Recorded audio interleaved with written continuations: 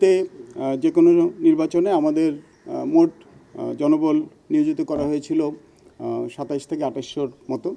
এই বছর আমরা রেকর্ড সংখ্যক নৌবাহিনীর সদস্যদেরকে মোতায়েন করেছি 23টি উপজেলা এবং 3টে সিটি কর্পোরেশনে, ঢাকা, চট্টগ্রাম এবং খুলনা সিটি কর্পোরেশনে, এবং আমাদের মোট 5000 সদস্য মোতায়েন রয়েছে। এছাড়া আমাদের দ্বীপাঞ্চল এবং উপকূলীয় এলাকায় 7টি জাহাজ সার্বক্ষণিক মোতায়েন থাকবে।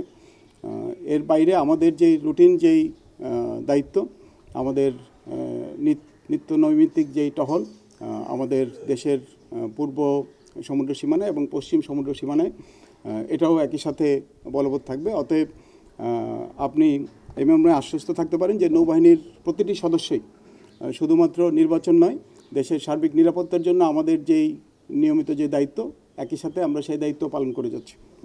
জনগণের প্রতি আমরা নমনীয় থাকব, ভোটারদের প্রতি, কিন্তু আমাদের সন্ত্রাসী কার্যক্রমের ক্ষেত্রে সন্ত্রাসীদের বিরুদ্ধে এবং যারা বিশৃঙ্খলা তৈরি করতে চেষ্টা করবে তাদের বিরুদ্ধে আমাদের অবস্থান হবে অত্যন্ত কঠোর।